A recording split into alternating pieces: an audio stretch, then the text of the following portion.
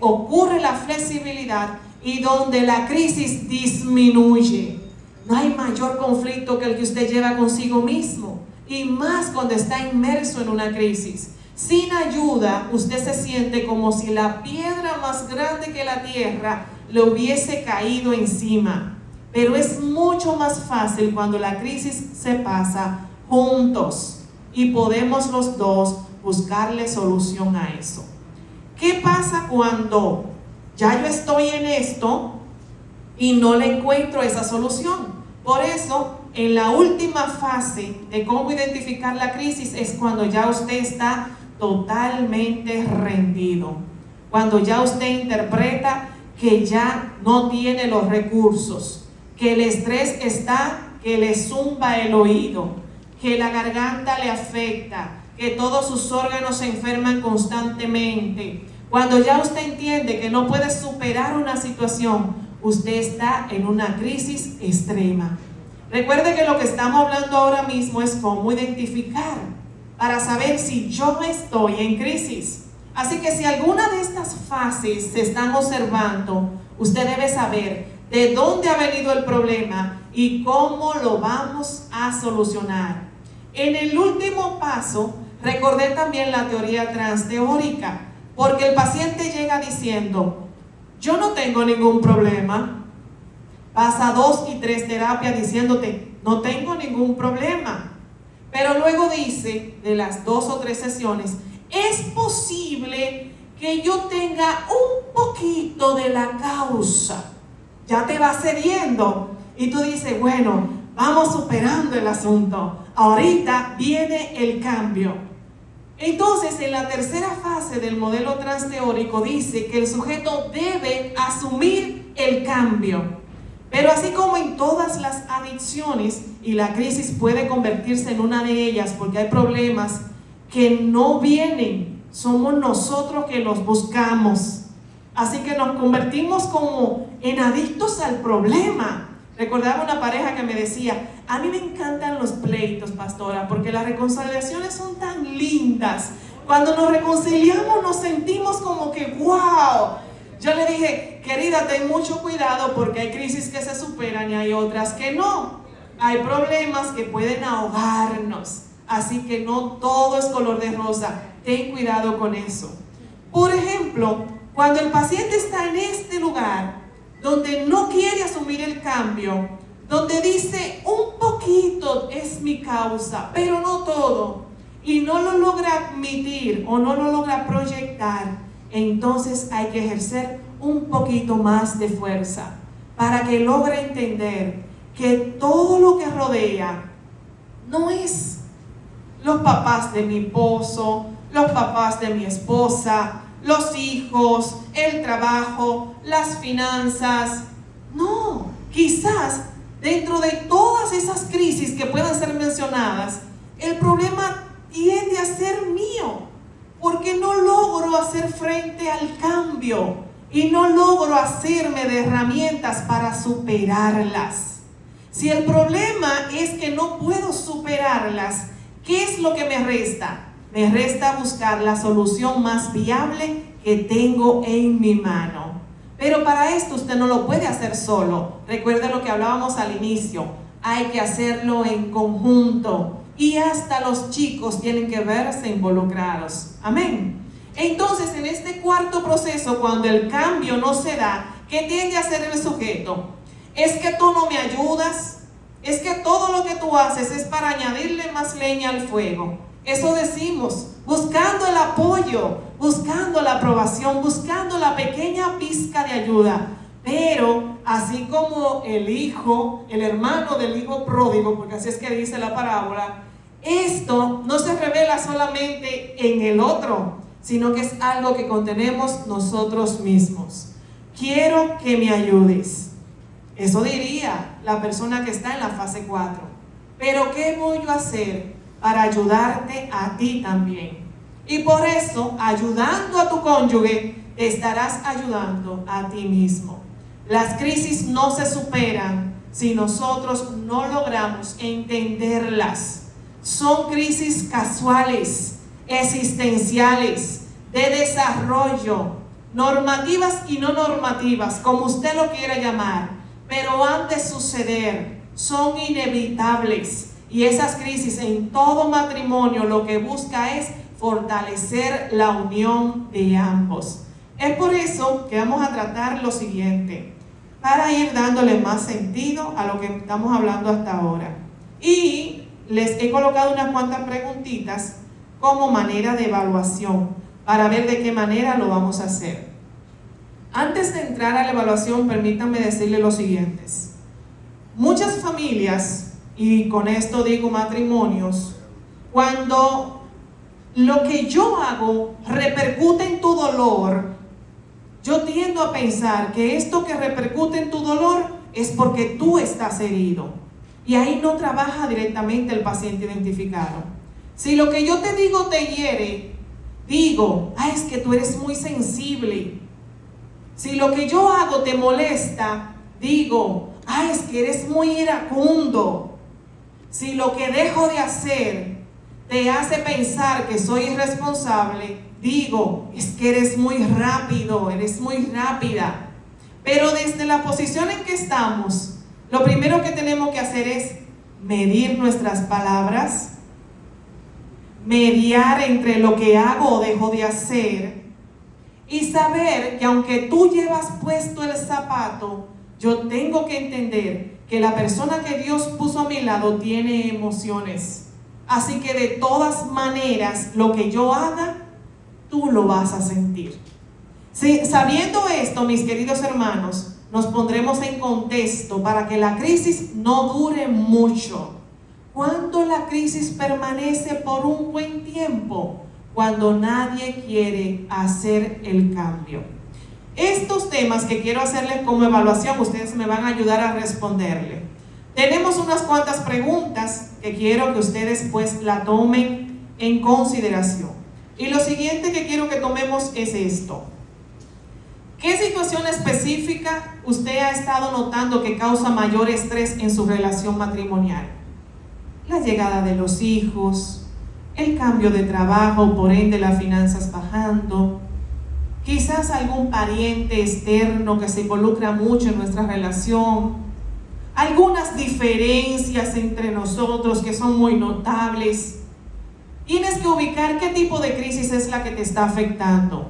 De manera directa o indirecta debes saber que ninguno de nosotros somos iguales, todos somos diferentes. Los que estaban trabajando en la introducción de esta actividad nos mostraron que el esposo piensa de una manera y la esposa piensa de otro, pero que unidos hacemos un complemento. Eso no puede ser causa de crisis si yo entiendo que mi esposo es diferente. ¿Qué está produciendo el estrés y la crisis en mi familia? ¿Cuáles dificultades estoy teniendo para afrontarlas? ¿Por qué se me hace difícil entender que soy paciente identificado? Que vine de un hogar que tiene ciertas situaciones conflictivas y que por ende no la puedo repetir. ¿Por qué esto es importante? Porque me va a llevar a afrontarlo. Y si logro afrontarlo debidamente, no seguirá a mis generaciones. ¿A quien más le beneficia es a usted? A quien más le beneficia es a su casa, a su familia. Así que me gustaría también preguntarle, mi familia tiene dificultades para cumplir con el tercer paso de las fases, sus responsabilidades. En una ocasión, así como el hijo pródigo, un adolescente se fue de casa y le dijo a su padre que quería conocer nuevos amigos, tener nuevas personas en su círculo social y que estando en casa no lo podía hacer por las restricciones. El padre pues no aceptaba directamente esto de su hijo adolescente, pero el hijo se fue y el padre se quedó tranquilo. El hijo pasó su tiempo en familia, de casa en casa, visitando personas. Regresa de allá con sentimientos de culpa, con algunos reproches, con una vida totalmente diferente y llena de ira y enojo, pues lo que había vivido no había sido lo agradable. Esto entonces fue lo que causó un choque en todo el sistema familiar. Lo que el hijo quiso hacer fue encontrar identidad. Lo que el padre debe hacer es mostrársela, enseñarle la identidad del hijo. Mira, perteneces a esta casa, eres mi hijo, y todo lo que hay aquí, como le dijo en la parábola el padre a su segundo hijo, es tuyo.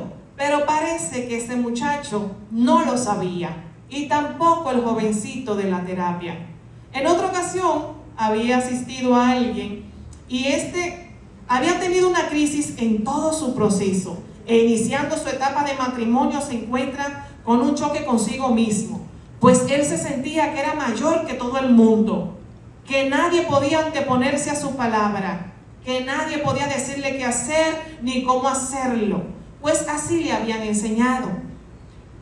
La joven que estaba en esta relación me dice: ay, pero es que no logro ver cómo salir de ello, no logro ver cómo hacer que entienda que somos uno, que somos unidos, que no hay diversidad, que podemos hacer equipo. Cuando esto se lleva un poquito más profundo, nos damos cuenta que en la infancia de este hombre sufrió una crisis no normativa.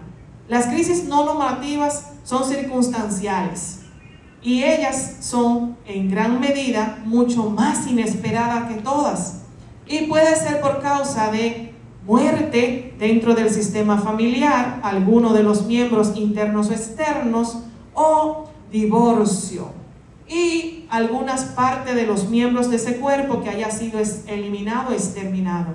Este joven había perdido a su padre a temprana edad, no había hecho proceso de duelo, no había tenido esa sensación de que mi padre no está, mi padre ya se fue y mi padre no volverá. No es mi culpa ni culpa de mi madre, fue una decisión de ambos. Él solamente se fue. Al sufrir esto y no haber hecho ese proceso de separación emocional, entonces lo que hizo que fue creciendo y ocupó el lugar del padre. Cuando ocupa el lugar del padre, adquiere una autoridad superior a la del hijo, adquiere una posición superior a la del hijo, y por ende cuando se casa sigue con la figura del padre encima, y cuando su esposa llega lo que encuentra es a un padre en todo su sentido, y no el esposo que debiera tener. Aquí el paciente identificado, cuando llega en crisis y llegan estos problemas matrimoniales, lo que sucede es lo que decía ahorita: yo no soy la causa, yo no tengo ningún problema, he hecho lo correcto, lo que debe hacer un hombre. Pero no se ha dado cuenta que tiene un vaso frágil, que tiene una esposa que espera amor, que espera comprensión, que espera igualdad, que espera compañerismo, que espera solidaridad. No, tiene a un padre y él tiene a un hijo, porque es lo que vivió, es donde se quedó. Por eso es importante que dentro de esta evaluación que usted y yo nos estamos haciendo, ubiquemos en qué parte de la crisis yo estoy. Si estoy en la parte donde busca soluciones o donde se queda allí, simplemente se queda allí. Lo que vamos a ver ahora en el libro de Samuel es diferente, y yo se voy a leer rápidamente para que logremos tomar el contexto. En Primera de Samuel, capítulo 1, versículo 4, encontramos la historia de una mujer. Ya vimos la historia del hijo, pero acá en el libro de Samuel encontramos la historia de una mujer estéril, una mujer amargada, una mujer llena de dolor, y un esposo que la acompaña. ¿Qué encontramos en esa historia?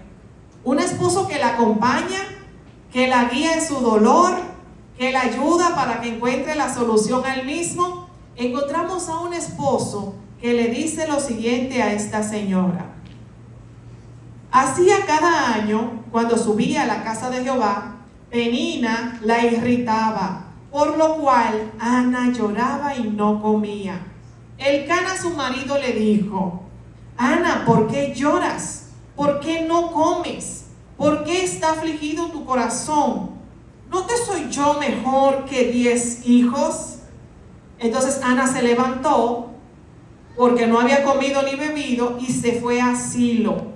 Y mientras el sacerdote Elí estaba sentado en una silla del pilar en el templo de Jehová, ella oraba a Jehová con amargura y lloró abundantemente. Aquí vemos entonces que la crisis disminuye la capacidad de resiliencia. Ana no encontraba cómo enfrentar esta crisis. Ana en esta historia es una mujer, pero Ana también puede significar a un esposo que no encuentra cómo superar la crisis en el matrimonio, porque la esposa no está completa, porque los hijos no están en casa, porque no hay orden. Estamos en crisis. Las crisis no son estacionarias si usted y yo no lo permitimos. Ellas se pueden quedar por mucho tiempo hasta que usted y yo encontremos el cambio real para ello. Es por eso que los obstáculos que aparecen en esta crisis, lo primero es la falta de comunicación. Y en la falta de comunicación puede parecerles algo insólito, pero aparecen los secretos. Ya el esposo no desea decirle a la esposa las cosas, ni la esposa al esposo, ni el esposo a la esposa. Los hijos salen de casa y no dicen a qué hora llegan, no dicen con quiénes andaban ni qué estaban haciendo. El conflicto se ha generalizado y ya nadie conversa con nadie. Otro obstáculo que encontramos dentro de estos procesos de crisis es que logra quitar la luz del evangelio en el hogar. Y esto nubla el juicio, rompe con todos los paradigmas de la familia. Este obstáculo es el que rompe lo que se llama el refugio, que es el hogar. Por último, y no menos importante, encontramos la desconexión emocional. Este obstáculo es el más evidente dentro de la crisis. Ya no quiero pelear porque siento que no le amo. Ya no estoy dispuesto a luchar porque no hay emociones en mí. No siento nada. Realmente usted no siente porque está en crisis, porque usted mismo, usted misma está pasando por un proceso de desconexión. No es porque usted no ame a la persona con la que usted una vez se casó, es que está en proceso de desconexión emocional. Es otra de las fases de la crisis. Quiero irle terminando con esto. Cuando una familia, y esto me encantó de esta autora María Navarro, cuando una familia es funcional o disfuncional, durante esa crisis, la familia logra observar que ya no entramos en intimidad como antes, que ya mi vida, mi yo está chiquito, que ya no sé si soy cristiano o no, que ya el dolor pesa más que el gozo. Y por eso, cuando esta autora dice una familia disfuncional, lo único que está diciendo es que no tiene la función específica en su hogar, que ya esos secretos familiares, esa desconexión emocional, ese sentido de fracaso, es de lo único que hablamos tú y yo. Cuando eso sucede, entonces los obstáculos son mucho más grandes y ya no logramos ver las cosas como deberíamos hacerlo. La crisis no son previstas, llegan de manera directa y acarrean muchos resultados. Pero una de las cosas que nosotros tenemos que tomar en cuenta es estos 3 pasos que te voy a decir ahora. Nosotros como seres cambiantes no debemos resistirnos al cambio, debemos afrontarlo y debemos definir cuál es la diferencia al mismo. Lo que antecede a la crisis, las secuelas, como lo del paciente identificado que le decía, son las cosas que nosotros tenemos que tomar en cuenta para no perseverar en el error.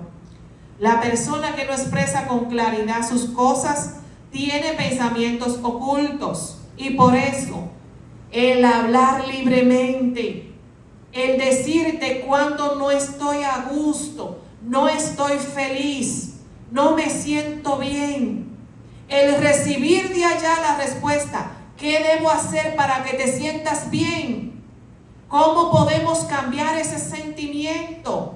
¿De qué manera te ayudo para ser diferente? ¿Eso hace que la crisis crezca o que mengue? Que mengue, ¿verdad? ¿Qué respuestas necesitas? ¿Qué necesitas de mí? ¿Eso hace que la crisis aumente o que mengue? En una ocasión tenía una pareja y decía, es que ya tú no oras como antes, no te veo orando. Y yo los puse a que tuvieran esa conversación para que pudieran conectar un poco más.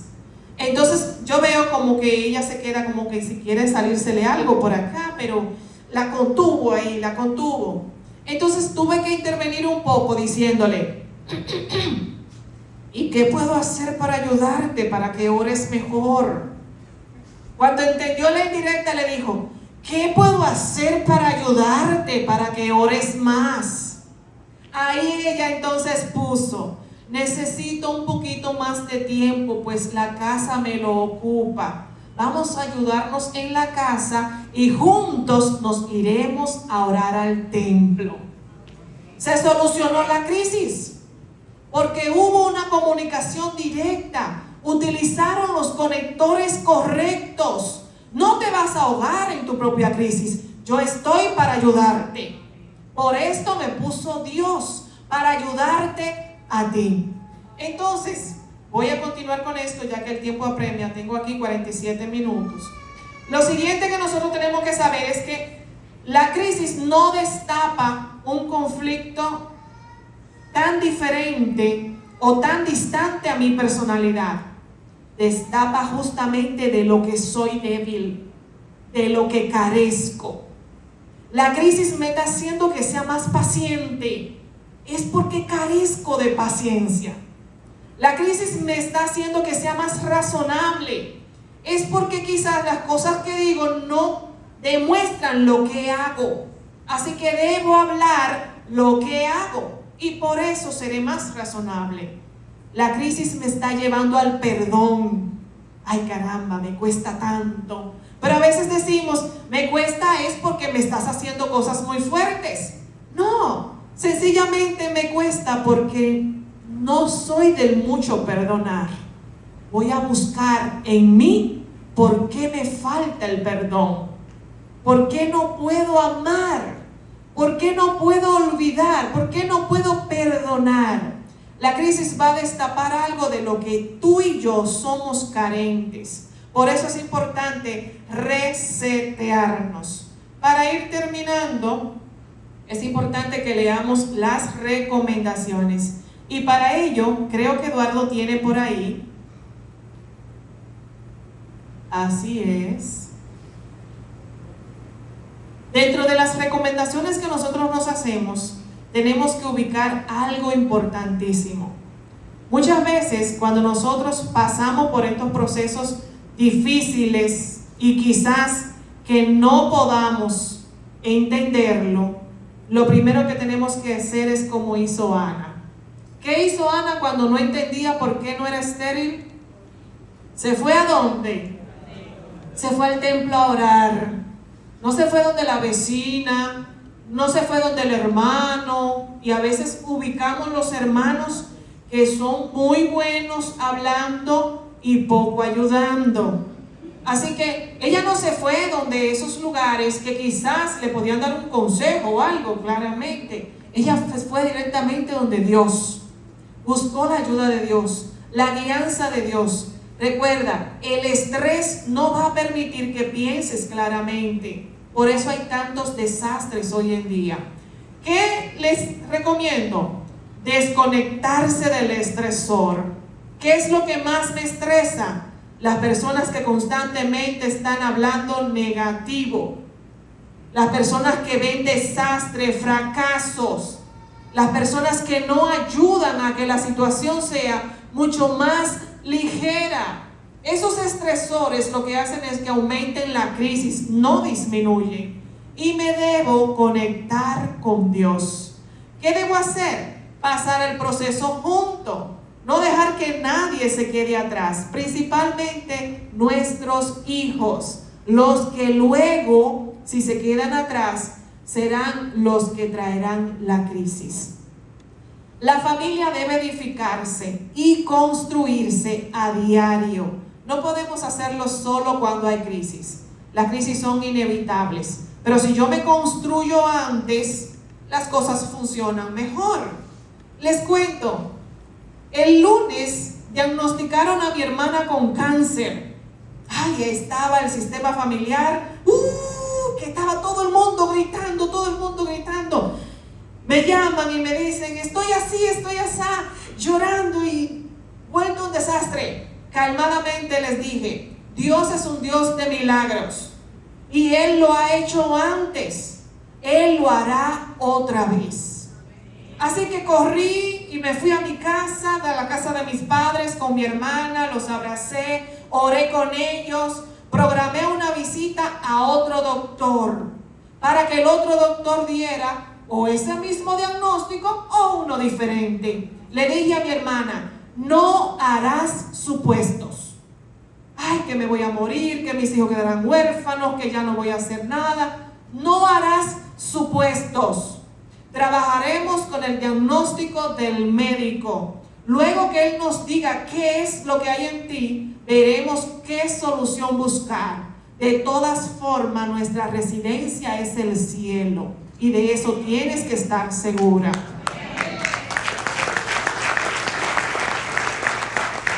¿Ustedes creen que yo estaba estable o un poco desequilibrada?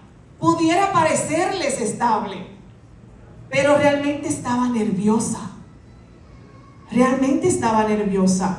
Pero pude cambiar mis emociones, hacer gestión de ella, para que el problema no nos ahogara.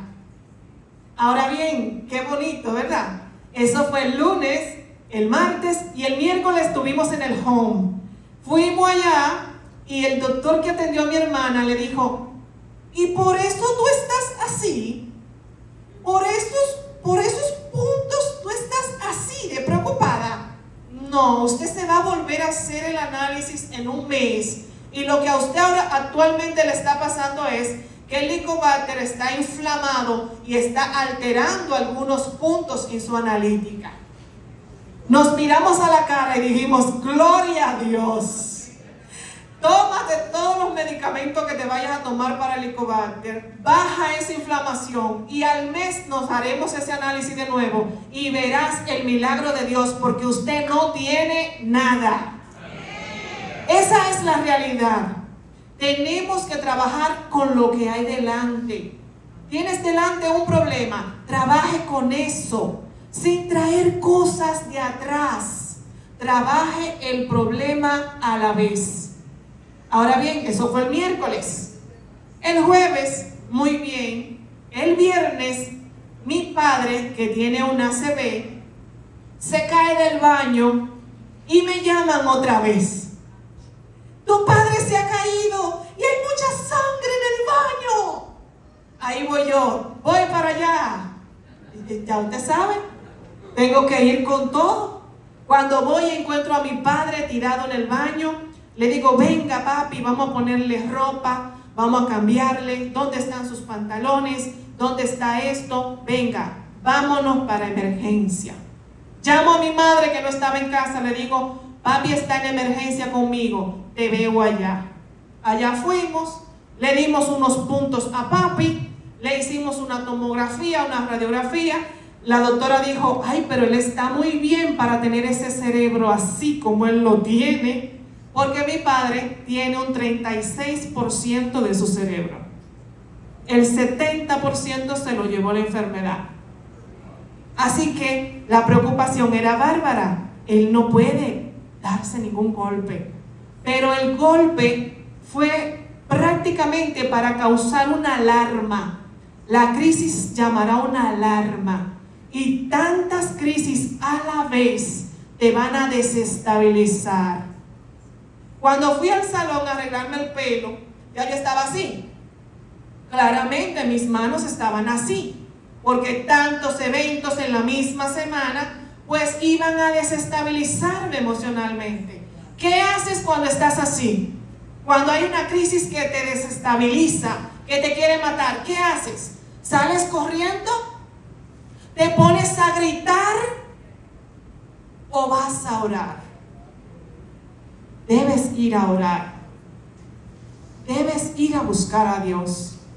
Pues nosotros mismos no podemos gestionarnos sin la ayuda del Espíritu Santo. Él te dará las herramientas para calmarte, para buscar la solución a tu extravío o al de tu casa. Y Él te dará la salida a todo. Pues todo tiene solución en Dios. Quiero concluir con esto. En esta imagen vemos al paciente identificado que una vez fue niño y sigue siendo grande con el conflicto. Hasta que no nos demos cuenta si carecemos emocionalmente de algo o nuestra conducta está extraviada, seguiremos trayendo secuelas. En esta anécdota de la carreta vacía dice lo siguiente, y con esto termino, pastor, obispo.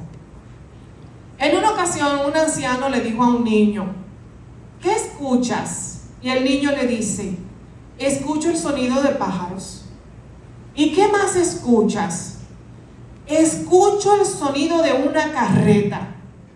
Y el anciano le dice: sí, es una carreta y viene vacía. Y él le dijo al anciano: ¿por qué sabes que viene vacía? Y el anciano le responde: cuando la carreta está vacía es cuando más duro suena. El joven y todos los que leen la historia sacan la siguiente moraleja. Cuando nosotros vamos por la vida con tantas situaciones adversas, tantas reacciones adversas y no sabemos enfrentar un conflicto, somos como esa carreta vacía. Sonamos y sonamos y sonamos. Pero cuando el Espíritu Santo logra reinar en tu corazón y luego hacer asiento en tu vida, ya no serás una carreta vacía. Ya Él te dirá qué hacer. Él te dirá qué responder y cómo reaccionar aún antes de que te llegue el conflicto. Ya Dios te dará la salida y sabrás cómo hacerlo. Así que me gustaría que te pongas sobre tus pies. Cuando nosotros nos encontramos, y si mi esposo puede pasar por este lugar, por favor. Cuando nos encontramos en una unión donde otro ser converge junto contigo, las diferencias pueden ser cuantiosas, pero hay un vínculo perfecto entre ustedes dos, y es el amor que Dios ha colocado. Cuando carecemos de esto, somos como la carreta vacía. Sonamos y sonamos. ¿Qué debemos hacer entonces? Nos vamos a llenar de ese amor que Dios coloca en el hombre y que permite que cohabite con otros. Deja que Él sea el que hable a tu oído. Deja que Él sea que te diga lo que has de hacer y de qué manera habrás de resolver la crisis. Si es una crisis de tu vivencia pasada o si es una crisis actual, sea cual sea la crisis, Dios ya proyectó en ti lo que ha de hacer. Nosotros solo tenemos que hacer el cambio, no resistirnos a ello, decir: sí, Señor, obedezco, y esta es la parte que me resta. Así que me gustaría que usted se pusiese, se tomase con su pareja de la mano. Y aunque entiendo que hay cosas que son difíciles de expresar, a cortas palabras el sentimiento es más evidente. Muchas veces un perdóname suele hablar tanto y callar tanto que esto nos ayuda entonces a vernos mucho mejor como pareja.